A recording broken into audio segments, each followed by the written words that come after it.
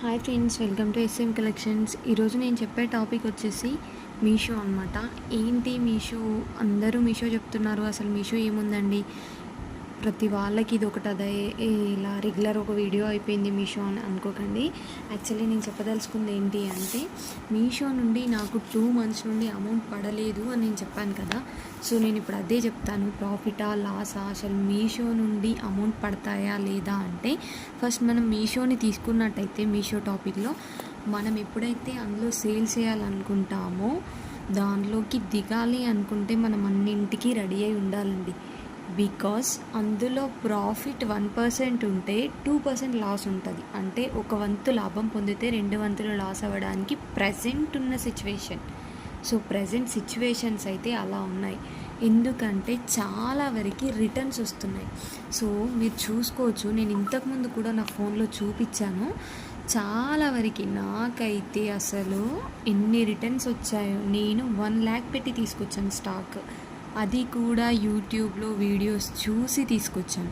So ఆ videos చూసి నేను స్టాక్ తీసుకొచ్చుకొని పెట్టి సేల్ చేస్తే నాకు లాస్ట్కి అమౌంట్ ఎప్పుడు పడింది అంటే, at the end of the day 6th March రోజు పడింది.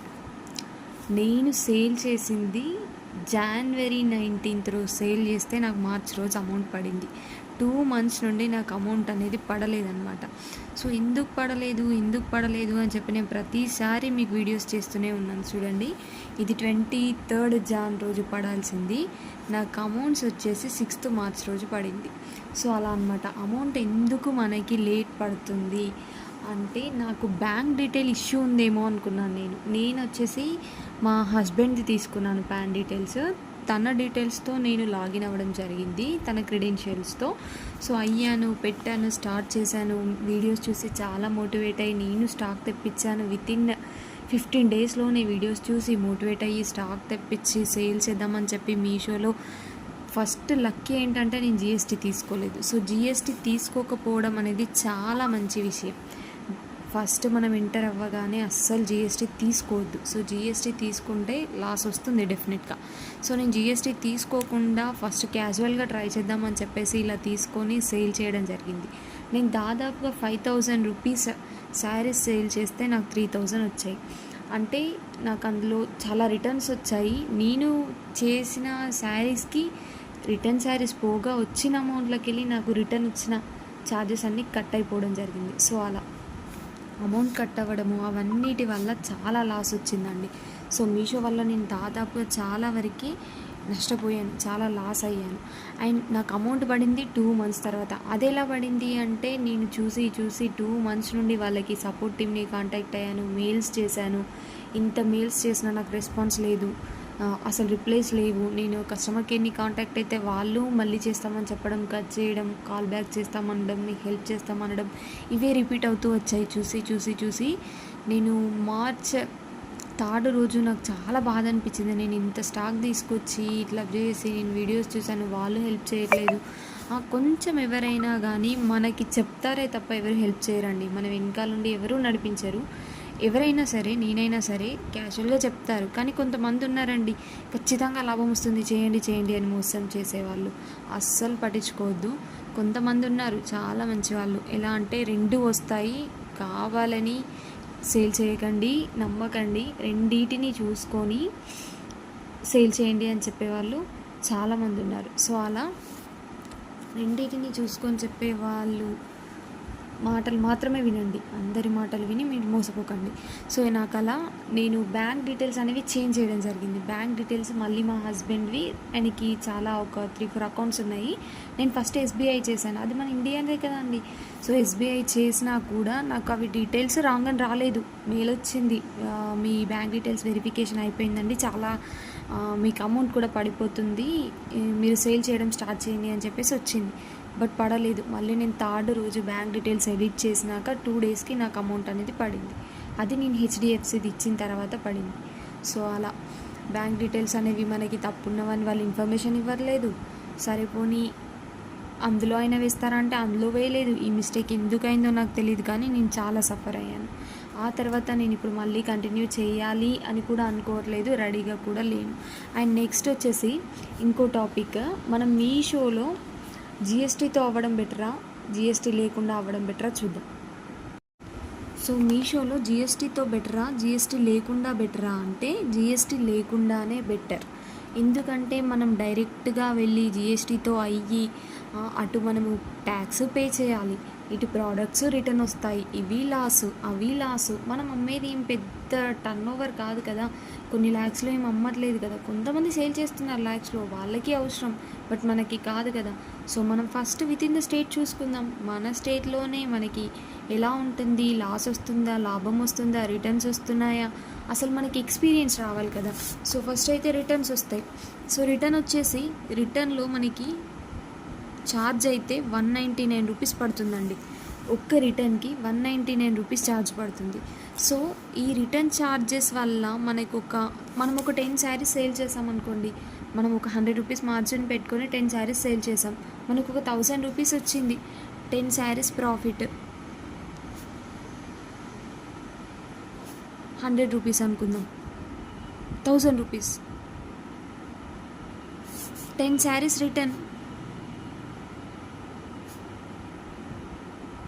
ఎంత వస్తుందండి?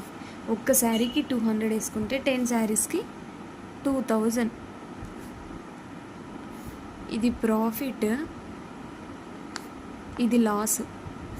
చూడండి, మనకు వచ్చిన మనం 10 శారీస్, ఒక 20 శారీస్ పెట్టి 10 శారీస్ సేల్ చేస్తే అందులో వచ్చిన 1000 ప్రాఫిట్ అయితే, రిటర్న్ వచ్చిన 10 శారీస్కి 2000 లాస్ వచ్చింది. అంటే దీన్ని బట్టి చూస్తే మీకు ఏం అర్థమవుతుంది, రిటర్న్తో ఎంత లాస్ అవుతాం. సరే పోనీ 10 శారీస్ రిటర్న్ రావనుకుందాం, మనకి ఒక్కరోజు రావేమో. ఈ 1 మంత్ సేల్ చేస్తే 1 మంత్లో 10 శారీస్ రిటర్న్ వచ్చాయి అనుకోండి, 2000 లాసే కదా. నాకు వచ్చాయి 10 శారీస్ రిటర్న్ వచ్చాయి. సరే పోనీ నాదేమైనా ప్రోడక్ట్ ప్రాబ్లం ఉందా అంటే అది లేదండి, చాలా మంచి క్వాలిటీ, నేను సూరత్ నుండి తెప్పిస్తున్నాను శారీస్, అది కూడా ప్రాంజల్. నేను చెప్తున్నాను కదా, మీకు చూపిస్తాను కూడా నేను ప్రాంజల్. అవి కావాలన్నా కూడా మీరు కమెంట్ చేయండి, నేను తప్పకుండా మీకు చూపిస్తాను. సో ప్రాంజల్ బిల్స్ కూడా ఉన్నాయి. నేను ప్రాంజల్ నుండి తెప్పించి సేల్ చేసినా కూడా, మంచి శారీస్ పెట్టినా కూడా రిటర్న్ వచ్చాయి. సో టైంపాస్కి చేసి రిటర్న్ చేసే వాళ్ళు చాలామంది ఉన్నారు, చాలా ఫ్రాడ్ అవుతుంది. దయచేసి అలా చేయకండి, లాస్ చేయకండి ప్లీజ్. సెల్లర్స్ మోసపోతున్నారు. ఇది ఒక్కటి మైండ్లో పెట్టుకొని మీరు ఆర్డర్ చేసేటప్పుడు చేయండి. ఇది నా నుండి చిన్న రిక్వెస్ట్ అండి, నా ఒక్కదాని కోసం కాదు, చాలామంది మోసపోతున్నారు ఇలా. సో వాళ్ళందరూ మోసపోవద్దని నేను చెప్తున్నాను. సో ఇలా ప్రాఫిట్ అనేది జిఎస్టీతో చేయడం కంటే జిఎస్టీ లేకుండా చేస్తేనే బెస్ట్.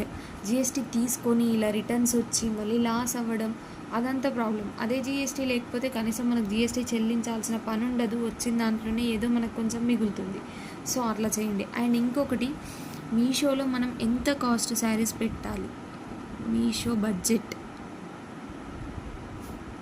ఫస్ట్ ఒక 30,000 లేని మనకు స్టాకే ఉండదండి. మనం 10,000కి ఒక ఈచ్ శారీ 1000లో ఒక 3 శారీస్ వచ్చినా కానీ మనకి 10,000లో ఎన్ని వస్తాయండి? మనం ఒక 1000కి 3 శారీస్ వేసుకుందాం, 3 శారీస్. అదే మనకి ఒక 10,000 అయితే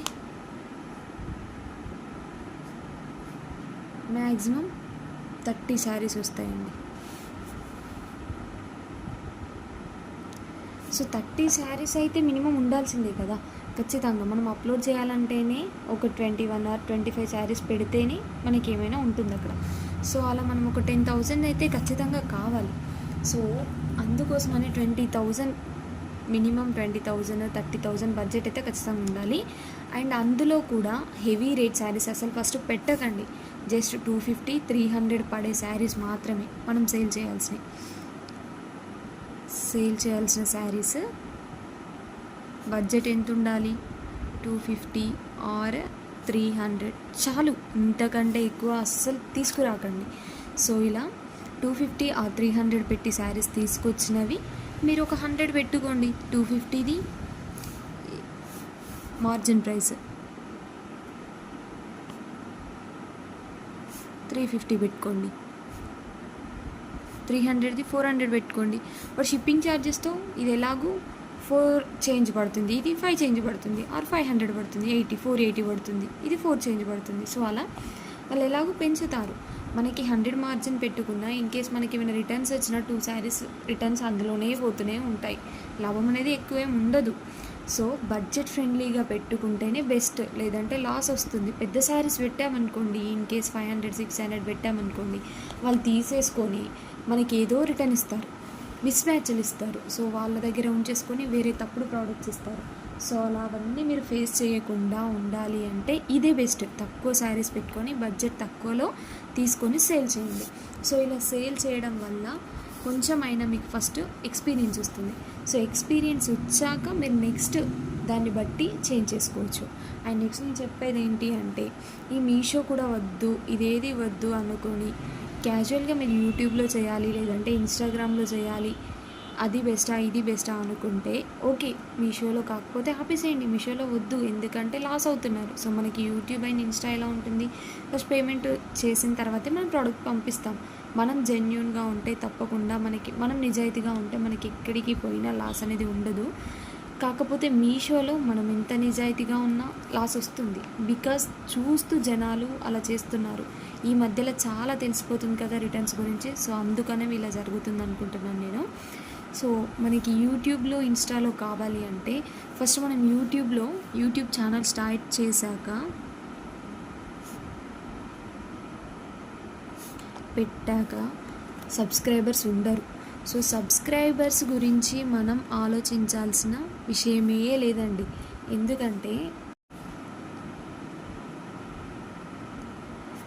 సబ్స్క్రైబర్స్ అనేవాళ్ళు మన ఛానల్లో ఉండే వీడియోస్ని బట్టి రావాలి, కానీ జెన్యున్గానే రావాలి. మనం ఎవరితో చెప్పో లేదంటే ఎవరికో మన వీడియోస్ షేర్ చేసో రిలేటివ్స్ ఫ్రెండ్స్ అస్సలు డోంట్ బిలీవ్ అండి, డోంట్ బిలీవ్. నేనైతే ఇదే చెప్తాను.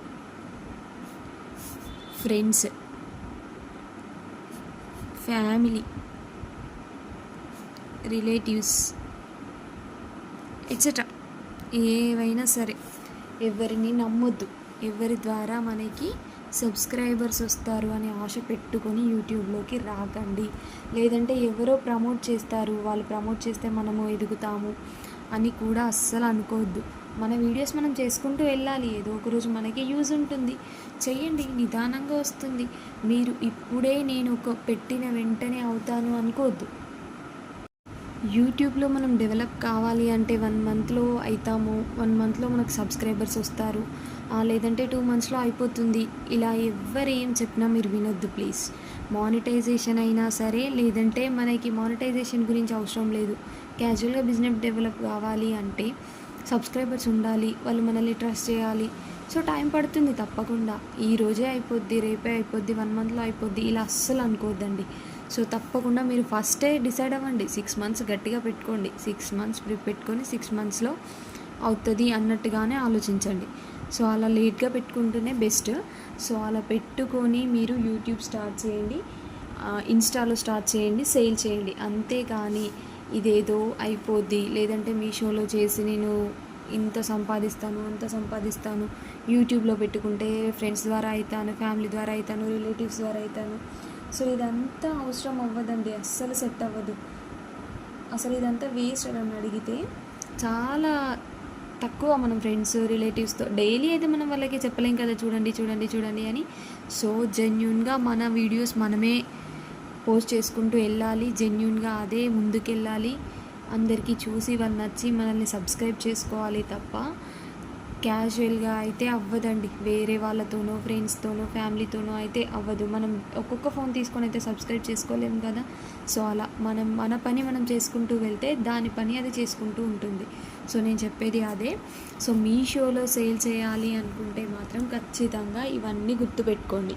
మీషోలో ప్రాఫిట్ వస్తుందా, లాస్ వస్తుందా, మీషోలో జిఎస్టీతో వెళ్ళడం బెటరా, లేదంటే జిఎస్టీ లేకుండా with in the state sale చేసుకోవడం బెటరా, రిటర్న్స్లో ఎలా ఉంటుంది, రిటర్న్స్ ఛార్జెస్ ఎంత పడతాయి, శారీస్ ఎంతలో తెచ్చుకోవాలి, ఎంత బడ్జెట్లో తెచ్చుకోవాలి, ఎంత బడ్జెట్లో తెచ్చుకుంటే మనకి లాభం ఉంటుంది, ఎంత మార్జిన్ పెట్టుకోవాలి, ఇన్ కేస్ యూట్యూబ్లో అండ్ ఇన్స్టాలో సేల్ చేయాలి అనుకుంటే సబ్స్క్రైబర్స్ అయినా ఫాలోవర్స్ అయినా ఎలా వస్తారు, మనం ఎవరిని నమ్ముకొని వెళ్ళాలి, నమ్ముకోవాలా వద్దా, అండ్ నమ్ముకుంటే మనం ఎంత టైంలో డెవలప్ అవుతాము, నమ్ముకోకపోతే మనది మనం జెన్యూన్గా పోతే ఎలా ఉంటుంది, మన వీడియోస్ అనేవి బాగుండి మన కలెక్షన్ నచ్చినట్టయితే మనల్ని వాళ్ళే ఫాలో అవుతారు, సబ్స్క్రైబ్ చేస్తారు, ఆర్డర్స్ వస్తాయి.